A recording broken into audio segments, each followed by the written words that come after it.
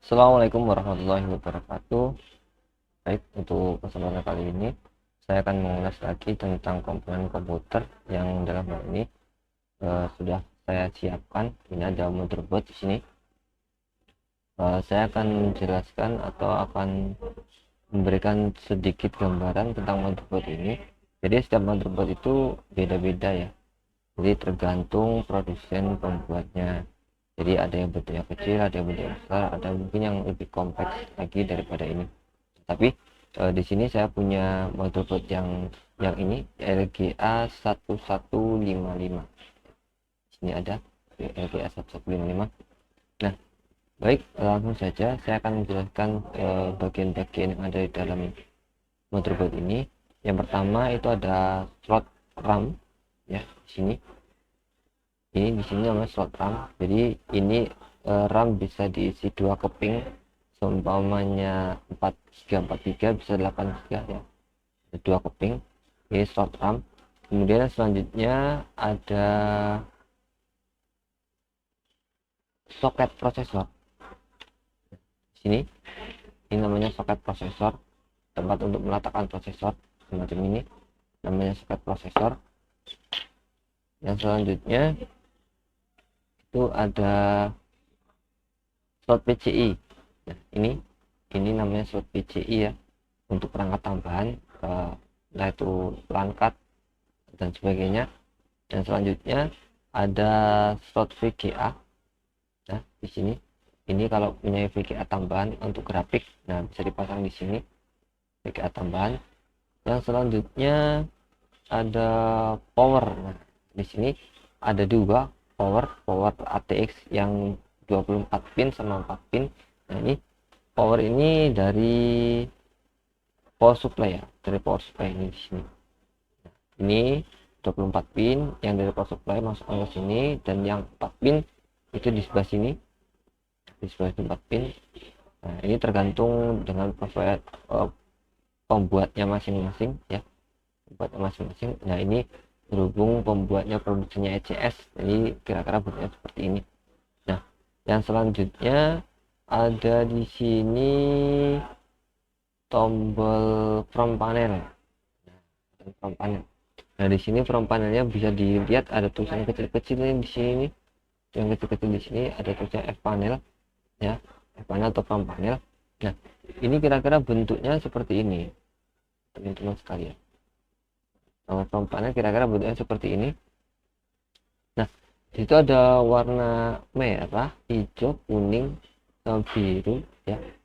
Nah, jadi ini untuk meletakkan kabel yang ada di casing. Jadi di casing itu ada empat buah kabel yang di situ tombol power. Nah, tombol power itu diletakkan di nomor 6, 8 yang warnanya merah itu. Nah, dicolokkan di situ. Terus kemudian ada power LED, itu lampu ya, lampu yang ada di casing. Nah, di yang hijau itu dimasukkan di situ. Yang selanjutnya ada reset. Nah, kemudian kalau komputer di casing itu kan ada untuk tombol power sama reset. Nah, ketika di reset dia akan booting ulang. Nah, itu letaknya di nomor 5 dan 7 yang di warna biru. Yang kemudian ada HDD LED. Nah, ada hard drive activity LED nya. Nah, itu di situ ada di warna kuning dan lalu dipasang di situ. Nah, itu mungkin untuk ini biasanya yang susah untuk membedakan di situ ya, di sini ya, yang di front panel itu. Jadi kalau kalau salah meletakkan bisa jadi dia nggak hidup atau bisa jadi malah ketuker. Nah, terus kemudian ini ada yang kecil-kecil seperti ini, ada yang kecil-kecil seperti ini bisa dilihat di tulisannya yang ada di bawahnya. Itu ada yang USB, ada yang USB, kebanyakan USB ya. Nah, ini USB. Nah, di sini ada colokan USB. Kalau USB ini maksudnya USB yang ada di casing ya. Jadi kalau USB-nya banyak yang di casing itu bisa dicolokkan di sini. Nanti kita tinggal nyalakan casingnya. Itu kurang lebih bagian yang ada di motherboard. Nah, kemudian dimana untuk melihat model dari motherboardnya?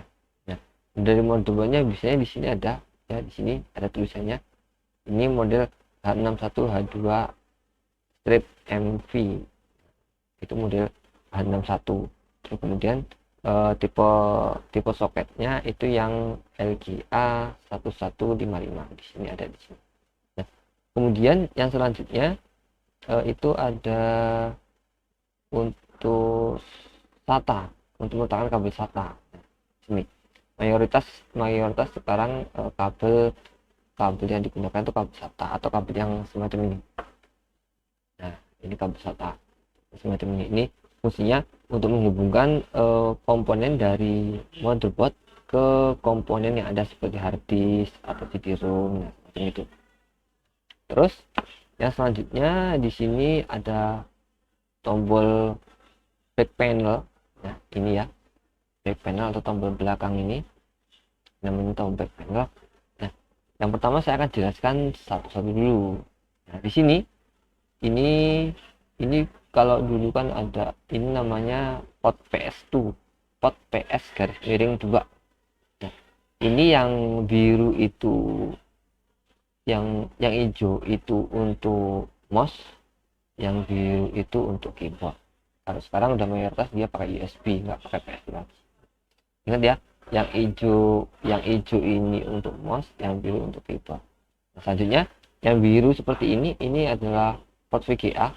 Nah, ini untuk menghubungkan ke monitornya biar grafiknya bisa nampak. Jadi harus dicolokkan di sini kabel VGA-nya. Dan yang selanjutnya itu ada port USB. Nah, ini port USB. Port USB mungkin sudah banyak yang tahu ya port USB seperti apa di sini. Nah, terus kemudian ada port LAN. Nah, port LAN yang di sini untuk internetan ya. Di sini bisa dicolokkan di sini. Terus kemudian yang selanjutnya ada selengkapnya, biar ada suaranya. Nah, jadi dipasang di sini.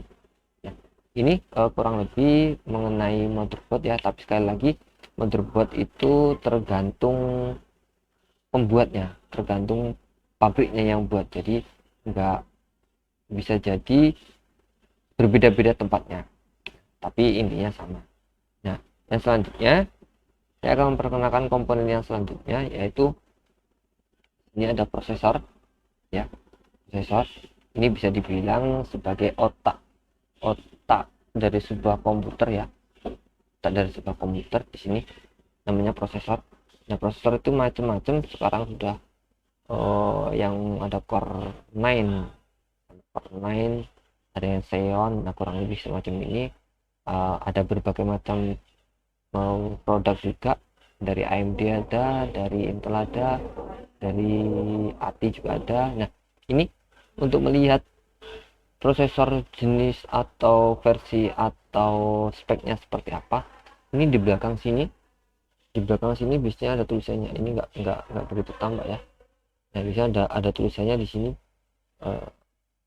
Nah, di sini prosesornya speknya berapa bisa dilihat di sini. Nah, kalau memegang prosesor, usahakan jangan sampai Anda memegang kuning-kuningnya ini, karena ini sangat riskan. Nah, kalau bisa pinnya ini harus selalu bersih agar bisa dipasang di motherboardnya. Tapi kan sudah dijelaskan di mana untuk memasang motherboard prosesor di motherboardnya. Nah, macam-macam ya. Ini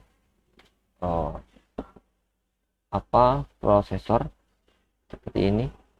Nah, ini udah nggak kepake. Ini di sini tertera masih Pentium, yaitu Pentium. Yang ini satunya Pentium juga, nah yang selanjutnya saya akan membahas tentang RAM ya. Nah, ini ada RAM itu kalau dari dulu yang ada itu, setahu saya itu ada DDR1 ya, DDR2, DDR3. Yang sekarang sudah ada DDR4. Apa yang membedakan itu cenderung lebih ke kecepatannya dari segi teknologi untuk transfer datanya. Nah, di sini biasanya bisa dilihat ini DDR berapa, ada tulisannya di sini. Nah, di sini sesuai dengan produknya masing-masing ya. Kalau produknya banyak, nggak cuma dari ini, nggak cuma dari Corsair aja, lebih banyak. Nah ini biasanya RAM ini kalau dia rusak, kalau dia nggak bisa ngebaca, nggak bisa tampil gambarnya, ini biasanya cukup di pin yang kuning ini dibersihkan. Dibersihkannya pakai apa? Bisa dibersihkan pakai penghapus yang dibersihkan di sini. Nah kemudian ini pun ada kapasitasnya. RAM itu ada kapasitasnya, sama kayak HP kalian itu. Jadi RAM-nya berapa ini? Jadi ini bisa dibaca di sini, RAM-nya 2 GB, 2 GB. Berarti kan RAM-nya 2 GB ini. Ada yang 4 GB, ada yang 8 GB, ada yang 16 GB. Tergantung sesuai dengan kebutuhannya masing-masing. Nah, yang selanjutnya di sini saya ada harddisk ya. Ini harddisk di sini untuk menyimpan data ya. Nah, kapasitasnya macam-macam, tergantung. Yang 1 tera pun ada, yang 160 pun ada, 160 giga, yang 1 tera ada. Nah cara melihatnya di mana? Nah cara melihatnya ada di sebelah sini biasanya. Kalau dia nggak kecil berarti dia nanti besar. Ini kalau ini kecil nih 250 giga. Nah ini harddisk ya.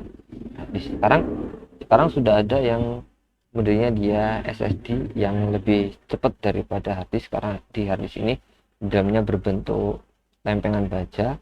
Nah kalau SSD sudah seperti flash disk semacam itu, jadi bisa lebih cepat daripada harddisk. Nah itu tadi mengenai tentang motherboard ya, terus kemudian ada beberapa komponen. Nah saya harapkan nanti ini dapat dipelajari, kemudian dapat diputar pelan-pelan agar teman-teman sekalian mampu untuk mempresentasikan hasil diskusinya, jadi agar lebih paham.